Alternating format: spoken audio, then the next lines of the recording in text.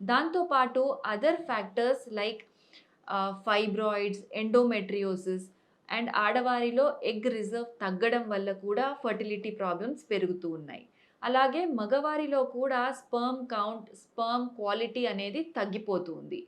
Main reasons మన లైఫ్‌లో ఉండే ఒత్తిడి, దాంతో పాటు మనం తింటున్న ఆహారం, వ్యాయామం లేకపోవడం వీటన్నిటి వల్ల కూడా ఫర్టిలిటీ మీద రిజల్ట్ ఒస్తోంది. సో, ఈ అన్ని ఇష్యూస్ ఉన్నప్పుడు మనం న్యాచురల్‌గా ఫర్టిలిటీ ఛాన్సెస్‌ని ఎట్లా ఇంప్రూవ్ చేసుకోవచ్చు?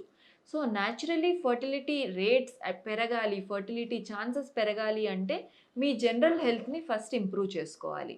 జనరల్ హెల్త్ ఇంప్రూవ్ చేసుకోవాలంటే ముఖ్యంగా మనం స్టార్ట్ చేయవలసింది డైట్ దగ్గర నుంచి.